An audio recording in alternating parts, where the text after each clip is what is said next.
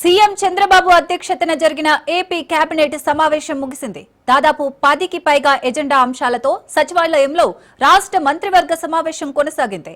AP ఐఐసీకి 7,500 కోట్ల రుణం తీసుకునేందుకు కేబినెట్ ఆమోదం తెలిపింది. పారిశ్రామిక పార్కుల అభివృద్ధి, భూసేకరణ కోసం నిధుల వినియోగం చేయనుంది ఏపీ ఐఐసీ. బార్ పాలసీ 2025 నుంచి 2028కి ఆమోదం తెలిపింది ఏపీ కేబినెట్. ఇక బార్ పాలసీకి కేబినెట్ సబ్ కమిటీ సిఫార్సులకు ఆమోదం లభించింది. ఆగస్టు 15న మహిళలకు ఉచిత బస్ను ప్రారంభించే కార్యక్రమంలో మంత్రులందరూ పాల్గొనాలని పిలుపునిచ్చారు సీఎం చంద్రబాబు.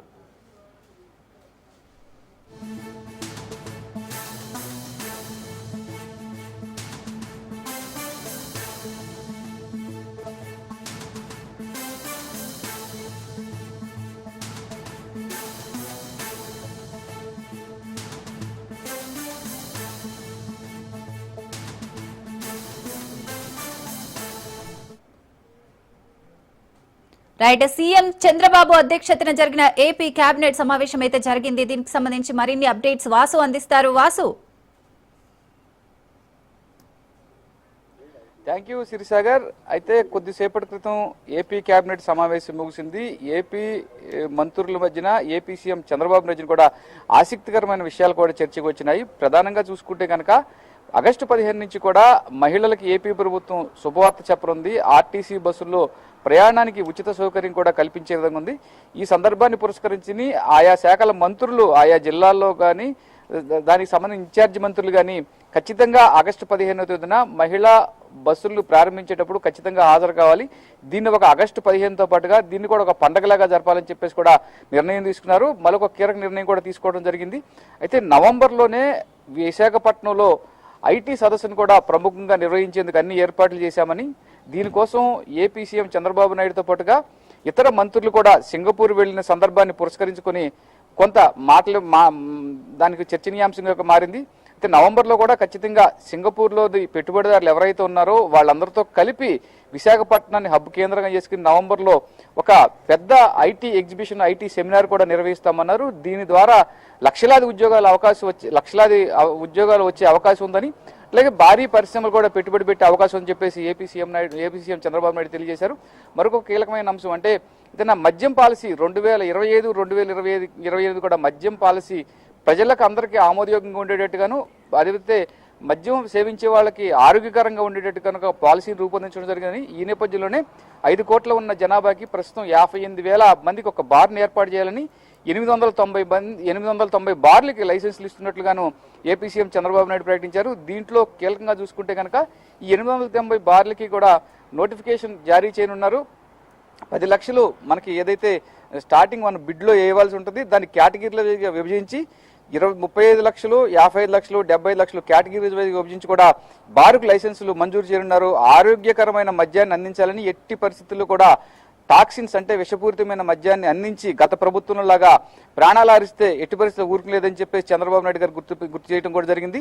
గత ప్రభుత్వంలో కల్తీ మద్యం తాగి, విషపూరితమైన మద్యం తాగి 35,000 మంది మరణించారని, 3,50,000 మంది అనారోగ్యం పాలేరని ఈ సందర్భాన్ని పురస్కరించుకుని ఎక్సైజ్ శాఖ అధికారులు, సంబంధించిన మంత్రులు, ఎమ్మెల్యేలు కూడా చాలా కఠినంగా వ్యవహరించాలని, ఎట్టి పరిస్థితుల్లో కూడా కీలకంగానే వ్యవహరించాలని, మనిషి ప్రాణాలతో చెలగాట మారితే మాత్రం ఉపేక్షించేదని చెప్పేసి చంద్రబాబు నాయుడు కీలకమైన వ్యాఖ్యలు చేయడం కూడా జరిగింది. మరొక కీలకమైన అంశం దీంతో పాటుగానే నాలా ట్యాక్స్ రద్దు చేయడం కూడా జరిగింది. ఏపీకి వచ్చే ఒకవైపు ఆదాయం ఎక్సైజ్ ద్వారా, మరొక వైపు ఆదాయం రిజిస్ట్రేషన్ శాఖ ద్వారా కూడా ఎక్కువగా వస్తుంది.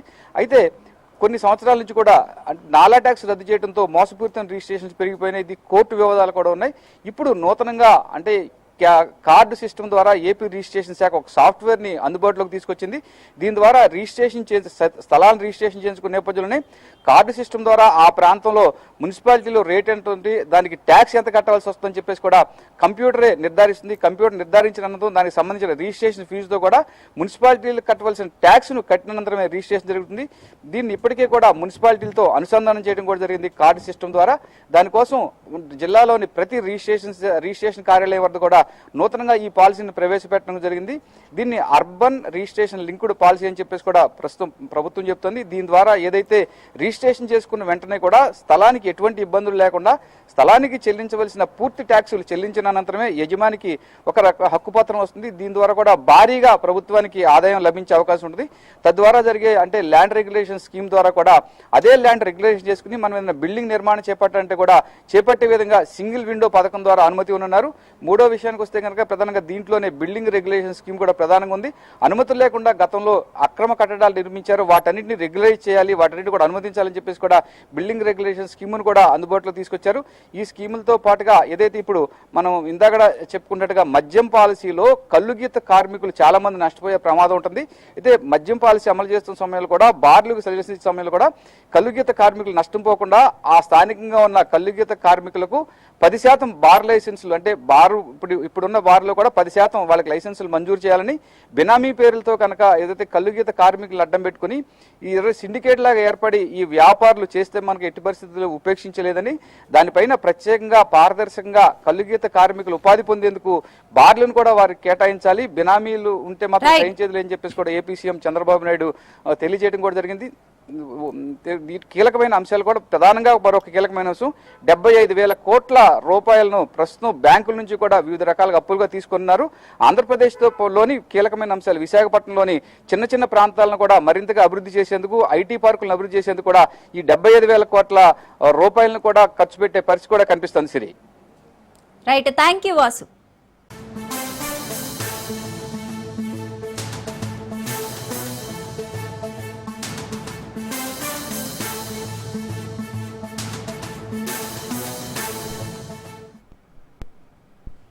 రైట్, బ్రేకింగ్ చూస్తున్నాం. పుష్ప 2 ప్రివ్యూ షో సందర్భంగా జరిగిన తొక్కిసలాట ఘటనపై మానవ హక్కుల కమిషన్ సీరియస్ అయింది. ఈ ఘటనపై వివరణ కోరుతూ తెలంగాణ చీఫ్ సెక్రటరీకి నోటీసులు జారీ చేసింది. అదే సమయంలో బాధిత కుటుంబానికి పరిహారం అందించే విషయంలోనూ కీలక ఆదేశాలు జారీ చేసింది.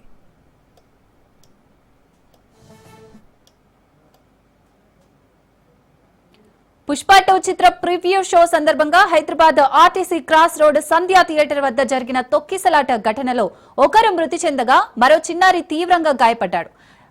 ఈ ఘటనపై మానవ హక్కుల కమిషన్ లో విచారణ జరిగింది. ఘటనను తీవ్రంగా పరిగణిస్తున్నట్లు పేర్కొంటూ సీఎస్ కు నోటీసులు పంపించింది. అలాగే చనిపోయిన బాధితులకు 5 లక్షల రూపాయలు చెల్లించాలని, బాధ్యులకు అలాగే వ్యవహారంపై నివేదిక సమర్పించాలని పోలీసులకు ఆదేశాలు జారీ చేసింది. ఈ విషాద ఘటనలో రేవతి అనే మహిళ మృతి చెందగా ఆమె కుమారుడు శ్రీతేజ్ తీవ్రంగా గాయపడ్డాడు. శ్రీతేజ్ కి చికిత్స కోసం సికింద్రాబాద్ లోని ఓ ప్రైవేట్ ఆసుపత్రిలో 146 రోజుల పాటు వైద్యం అందించారు.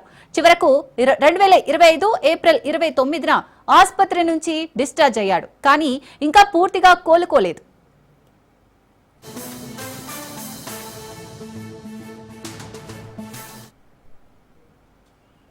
రైట్, ఈ ఘటనకు సంబంధించి మరింత సమాచారం మా ప్రతినిధి రాజు అందిస్తారు. రాజు, పుష్ప 2 సినిమా ప్రివ్యూ షో ఘటన ఏదైతే గత సంవత్సరం డిసెంబర్ లో జరిగిందో ఆ ఘటనలో రేవతి అనే మహిళ చనిపోవడం జరిగింది. ఆ ఘటనపై దాన్ని తీవ్రంగా తీసుకుని ఇప్పటికే రాష్ట్ర ప్రభుత్వం కూడా దాన్ని తీవ్రంగా తీసుకుని దీనిపై కేసు కూడా నమోదు చేయడం జరిగింది. అయితే ఈ నేపథ్యంలోనే మానవ హక్కుల కమిషన్ కూడా దీనిపై సీరియస్ గా స్పందించడం జరిగింది. ఈ ఘటనకు సంబంధించి తాజాగా తెలంగాణ చీఫ్ సెక్రటరీకి నోటీసులు కూడా జారీ చేయడం జరిగింది. పుష్ప ఏదైతే ప్రీమియర్ షో ఘటనలో చనిపోయినటువంటి బాధితురాలికి 5 లక్షల రూపాయల పరిహారం చెల్లించాలని చెప్పి కమిషన్ ఆదేశాలు జారీ చేయడం జరిగింది. తాజాగా మనం చూసుకున్నట్టయితే ఒకసారి జాతీయ మానవ హక్కుల కమిషన్ షోకాజ్ నోటీసులు అయితే సిఎస్ కు జారీ చేయడం జరిగింది. ఈ సినిమా విడుదల సందర్భంగా ప్రివ్యూ షో ఏదైతే డిసెంబర్ 4వ తేదీన సాయంత్రం సమయంలో తొక్కిసలాటలు చోటు చేసుకుంది.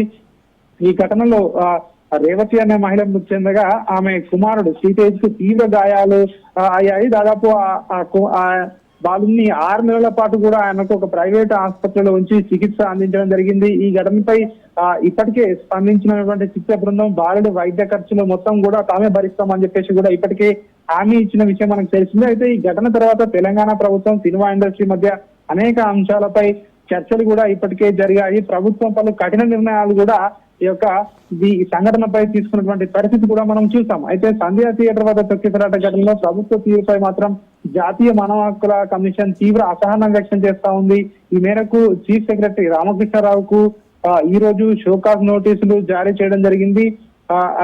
అదేవిధంగా ఈ నోటీసులపై తెలంగాణ ప్రభుత్వం ఏ విధంగా స్పందిస్తుందో చూడాల్సి ఉంటుంది. ఎందుకంటే షోకాజ్ నోటీసులు జారీ చేయడం జరిగింది. దీనికి గల పూర్తి వివరాలను కమిషన్ కు అందించాలని చెప్పేసి కూడా ఈ నోటీసుల్లో పేర్కొనడం జరిగింది. అదేవిధంగా ఈ మృతురాలి కుటుంబాలకి 5 లక్షల ఎక్స్గ్రేషియా కూడా చెల్లించాలని చెప్పేసి కూడా ఈ నోటీసుల్లో పొందుపరచడం జరిగింది. ఆదేశాలు జారీ చేయడం జరిగింది. దీనికి సంబంధించి మరి ప్రభుత్వం ఏం చెప్పబోతా ఉంది, ప్రభుత్వం ఏ విధంగా స్పందిస్తుంది, ప్రభుత్వం కమిషన్ కు ఎట్లాంటి రిప్లై ఇవ్వబోతుందో అనేది కూడా ఆసక్తిగా మారింది. ఎందుకంటే ఇప్పటికే దీనికి సంబంధించి రాష్ట్ర ప్రభుత్వం కొన్ని కఠిన నిర్ణయాలు కూడా తీసుకుందని చెప్పేసి కూడా ఇప్పటికే ప్రభుత్వం ప్రకటించింది. మరొక వైపు దీనికి సంబంధించినటువంటి ఆ సినిమా హీరో కావచ్చు, అదేవిధంగా ప్రొడ్యూసర్లు కావచ్చు, వాళ్ళందరినీ కూడా ఇప్పటికే వారితో చర్చలు కూడా జరపడం జరిగింది. దీనిపై కేసు కూడా నమోదు కావడం జరిగింది. సో తాజాగా హెచ్ఆర్సీ ఇచ్చినటువంటి ఏదైతే నోటీసులు ఉన్నాయో, సో ఈ నోటీసులు ప్రస్తుతం చర్చనీయాంశంగా మారడం జరిగింది. ఈ నోటీసులపై చీఫ్ సెక్రటరీ అదేవిధంగా ప్రభుత్వం ఏ విధంగా స్పందిస్తుందో చూడాల్సి ఉంటుంది.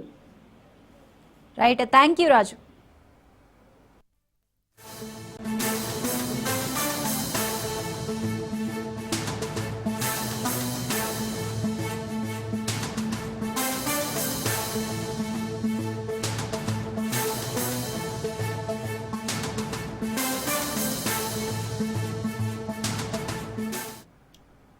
రైట్, మరో బ్రేకింగ్ చూస్తున్నాం. 3వ రోజు సినీ కార్మికుల సమ్మె అయితే కొనసాగుతుంది. సమ్మె సందర్భంగా హైదరాబాద్ సారథి స్టూడియోలో ఘర్షణ జరిగింది.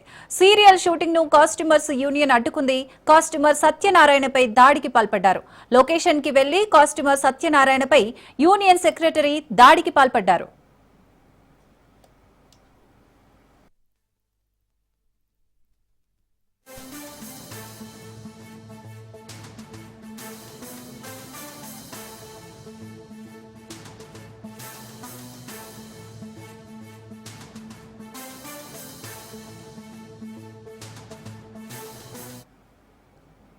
మూడో రోజు సినీ కార్మికుల సమ్మె అయితే కొనసాగుతుంది. సమ్మె సందర్భంగా హైదరాబాద్ సారథి స్టూడియోలో ఘర్షణ జరిగింది. సీరియల్ షూటింగ్ ను కాస్ట్యూమర్స్ యూనియన్ అడ్డుకుంది. కాస్ట్యూమర్ సత్యనారాయణపై దాడికి పాల్పడ్డారు. లొకేషన్ కి వెళ్లి కాస్ట్యూమర్ సత్యనారాయణపై యూనియన్ సెక్రటరీ దాడికి పాల్పడ్డారు.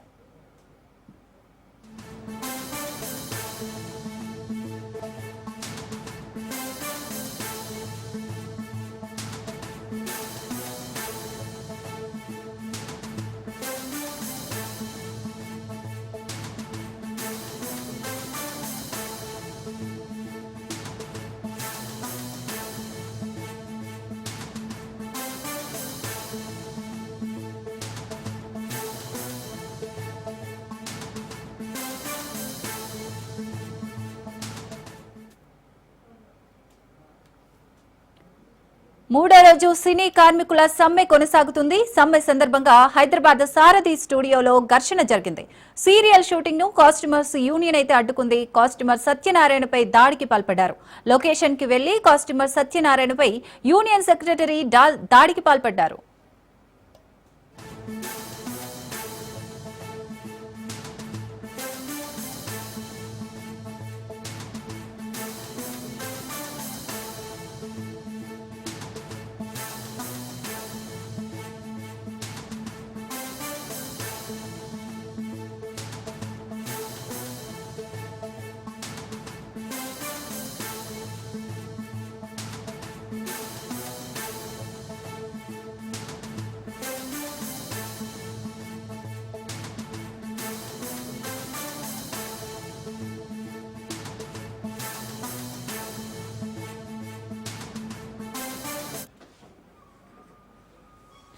మూడో రోజు సినీ కార్మికుల సమ్మె కొనసాగుతుంది. సమ్మె సందర్భంగా హైదరాబాద్ సారథి స్టూడియోలో ఘర్షణ జరిగింది. సీరియల్ షూటింగ్ ను కాస్ట్యూమర్స్ యూనియన్ అడ్డుకుంది. కాస్ట్యూమర్ సత్యనారాయణపై దాడికి పాల్పడ్డారు.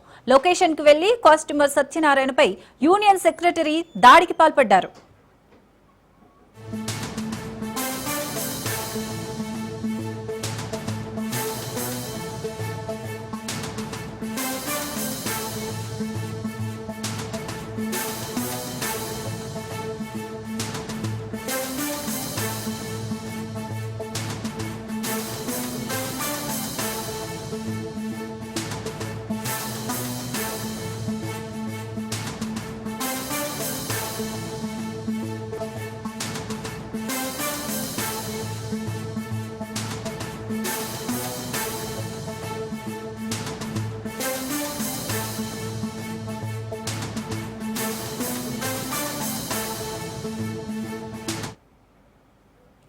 మూడో రోజు సినీ కార్మికుల సమ్మె అయితే కొనసాగుతుంది. సమ్మె సందర్భంగా హైదరాబాద్ సారథి స్టూడియోలో ఘర్షణ జరిగింది. సీరియల్ షూటింగ్ ను కాస్ట్యూమర్స్ యూనియన్ అడ్డుకుంది. కాస్ట్యూమర్ సత్యనారాయణపై దాడికి పాల్పడ్డారు. లొకేషన్ కి వెళ్లి కాస్ట్యూమర్ సత్యనారాయణపై యూనియన్ సెక్రటరీ దాడికి పాల్పడ్డారు.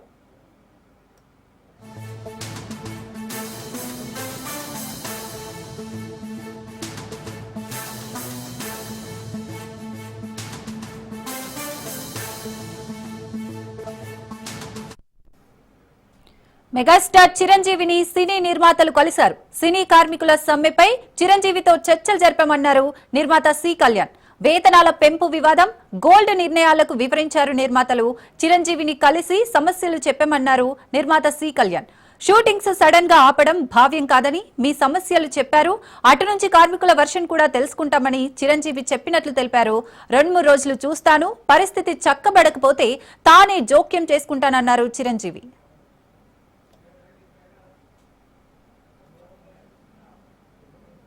రైట్, దీనికి సంబంధించి మరింత సమాచారం రత్నకుమార్ అందిస్తారు. రత్నకుమార్,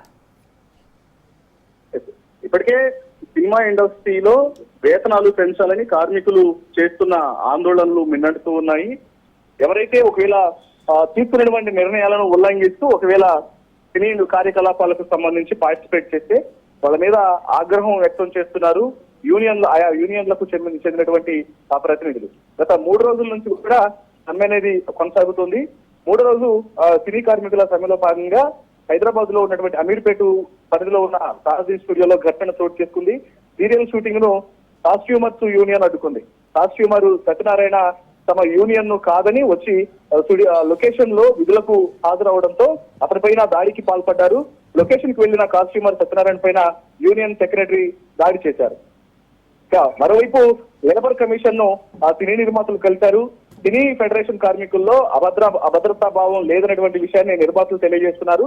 నిర్మాతలతో ఫిల్మ్ ఫెడరేషన్ ప్రతినిధుల సమావేశం అనేది జరుగుతోంది. రేపటిలోగా సమస్య పరిష్కారం అవుతుందని ప్రస్తుతానికి నిర్మాతలు భావిస్తూ ఉన్నారు.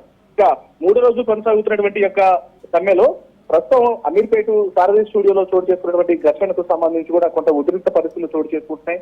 ఒకవైపున సారథి స్టూడియో దగ్గర పరిస్థితి ఎలా ఉంటే మరోవైపు అన్నపూర్ణ స్టూడియోలో జరుగుతున్న షూటింగ్లను ఆపివేయాలంటూ కూడా కొంతమంది మెయిన్ గేటు ఇక్కడ అన్నపూర్ణ స్టూడియో దగ్గర ఉన్నటువంటి మెయిన్ గేట్ల చుట్టూ కూడా కార్మికులు మోహరించి ఎవరైనా విధులకు హాజరవుతుంటే వాళ్లను అడ్డుకుంటూ ఖచ్చితంగా తమ యొక్క ఆందోళనలకు మద్దతు తెలపాలి, విధులను బహిష్కరించాలనేటువంటి డిమాండ్లు చేస్తున్నారు. దీని మీద సినీ నిర్మాతలు సైతం ఒక సమావేశాన్ని ఏర్పాటు చేసి ఖచ్చితంగా ఈ సమస్యకు ఒక పరిష్కారాన్ని వెతకాలని భావిస్తున్న నేపథ్యంలోనే రేపటిలోగా సినీ కార్మికులకు సినీ నిర్మాతలకు మధ్య తలెత్తినటువంటి యొక్క వేతనాల పెంపు వివాదం అనేది ఒక కొలిక్కు వచ్చేటువంటి అవకాశాలు కనిపిస్తున్నాయి. Right, thank you Ratnakumar.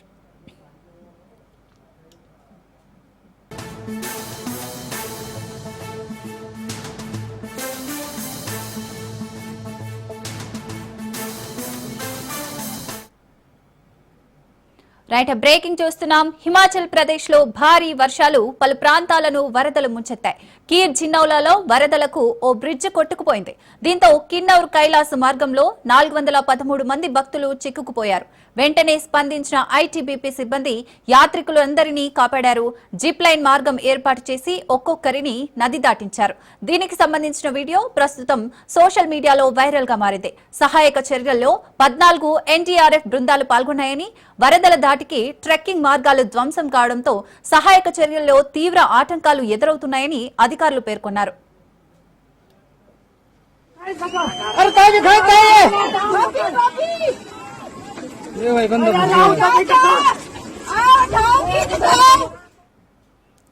హరిద్వార్లోని వివిధ ప్రాంతాలలో కురుస్తున్న భారీ వర్షాల వల్ల గంగానది నీటి మట్టం పెరుగుతోందని వాతావరణ శాఖ హెచ్చరికలు జారీ చేసింది. స్థానిక ప్రజలు ఘాట్ల నుంచి దూరంగా ఉండాలని, తగిన జాగ్రత్తలు పాటించాలని అధికారులు హెచ్చరించారు. వరదల్లో చిక్కుకున్న ప్రాంతాల్లో సహాయక చర్యలు కొనసాగుతున్నాయి.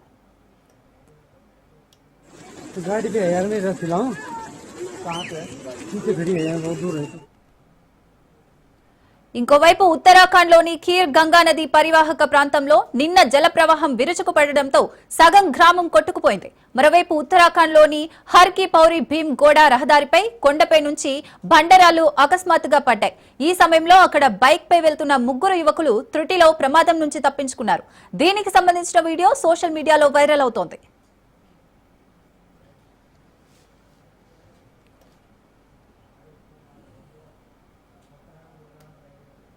నో అడ్మిషన్ బోర్డు మామూలుగా అయితే పేరొందిన ప్రైవేట్ స్కూళ్ల ముందు దర్శనమిస్తాయి. అయితే గవర్నమెంట్ స్కూల్ ముందు నో అడ్మిషన్ బోర్డు కనిపిస్తే వినడానికి ఆశ్చర్యంగా ఉంది కదూ, కానీ ఇది నిజం. 100% రిజల్ట్స్ ఆ స్కూల్ సొంతం. పాఠ్యాంశాలే కాదు, జీవిత పాఠాలు చెబుతూ విద్యార్థులను ప్రయోజకులుగా తీర్చిదిద్దుతున్న గురువుల దగ్గర చదువు నేర్పించేందుకు తల్లిదండ్రులు పోటీ పడుతున్నారు. తమ స్టూడెంట్స్ ఉద్యోగాల్లో చేరి ప్రారంభ వేతనమే లక్షల్లో తీసుకుంటుండటంతో చదువు చెప్పిన పంతుల ఆనందానికి అవధులు లేకుండా పోతుంది. ఈ స్కూల్ ప్రగతి చూసిన విద్యాశాఖ మంత్రి నారా లోకేష్ సంతోషం వ్యక్తం చేస్తూ ట్వీట్ చేశారు. ఈ స్కూల్ స్టూడెంట్స్, టీచర్స్, పేరెంట్స్ రాష్ట్రానికి మోడల్ గా నిలుస్తున్నారని ఆనందం వ్యక్తం చేశారు.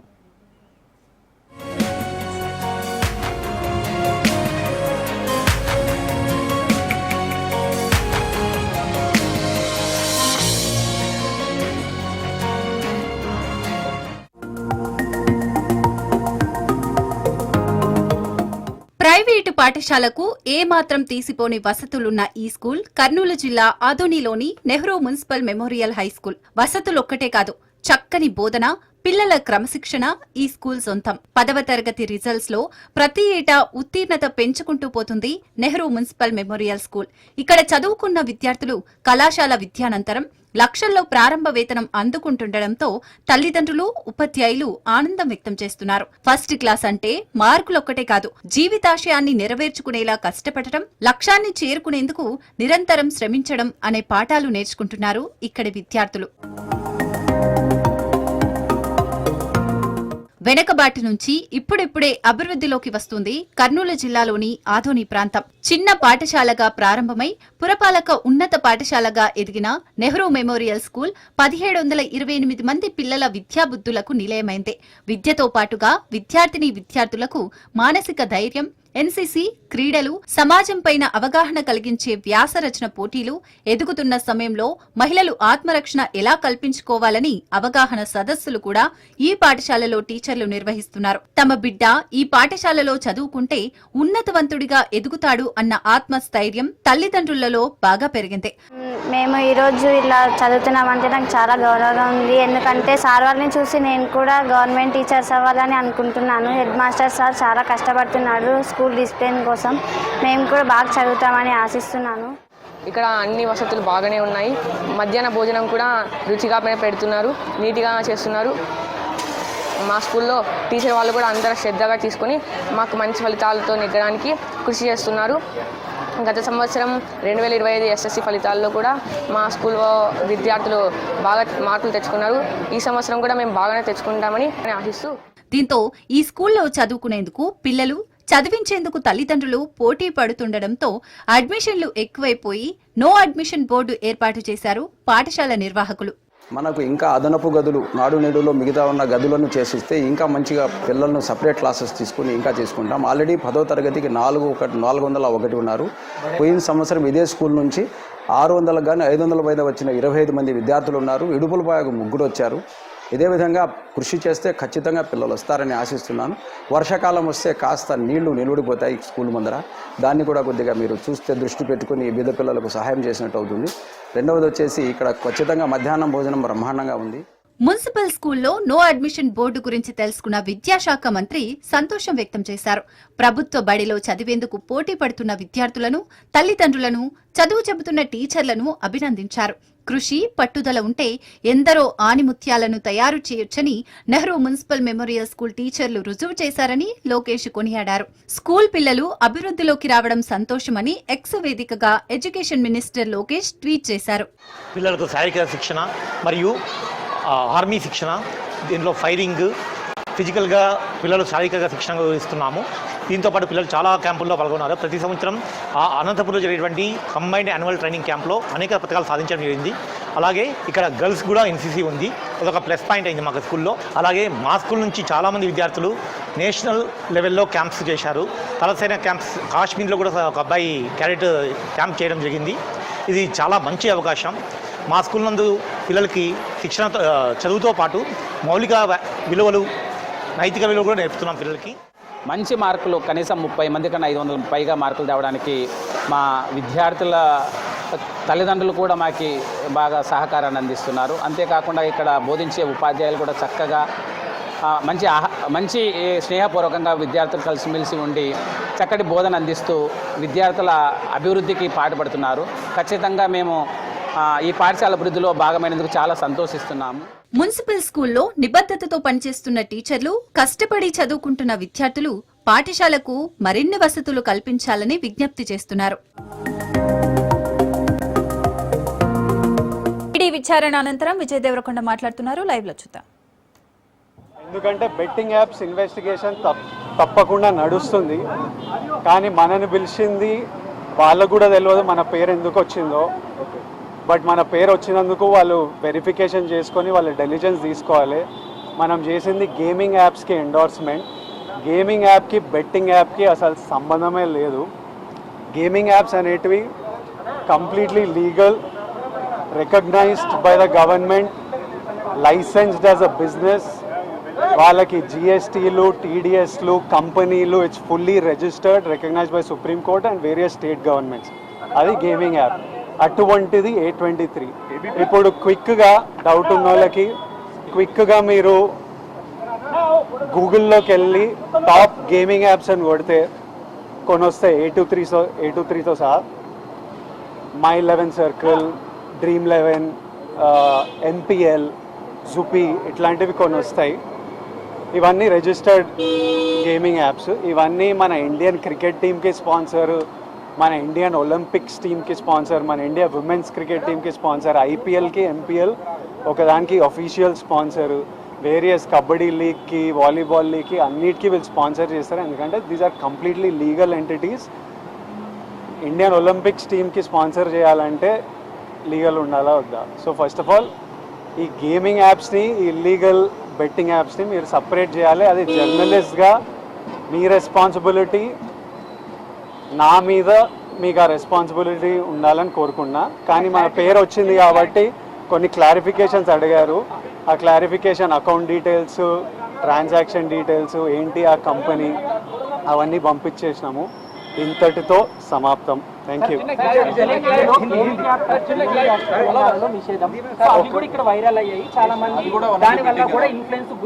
ఇప్పుడు legal apps geo location lock ఉంటుంది. మీరు కొంచెం రీసెర్చ్ చేసి ఈ యాప్ A23 యాప్ తెలంగాణలో వాడాలని చూడండి. అది ఓపెన్ కాదు. ఓపెన్ అయ్యి మీకు మెసేజ్ వస్తుంది, ఈ ఏరియాలో మీరు అలౌడ్ కాదు అని. పర్టికులర్ కొన్ని స్టేట్ గవర్నమెంట్స్ లీగల్గా అలౌ చేశాయి, కొన్ని స్టేట్ గవర్నమెంట్స్ అలౌ చేయలేదు. సో అది క్లారిఫికేషన్.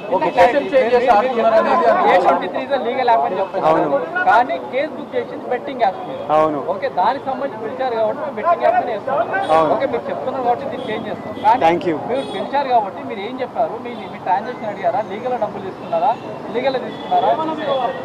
అసలు వాళ్ళకి మీకు చెప్పింది వాళ్ళకి చెప్పడం జరిగింది. వాళ్ళ డెలిజెన్స్ ప్రకారం contracts, app details, agency details, financial details అన్నీ తీసుకుంటారు. అవి తీసుకున్నారు. దాంతో they are very satisfied. If anything else you will get to know. మీ అందరికీ ఫ్యూచర్లో తెలుస్తుంది. Thank you guys.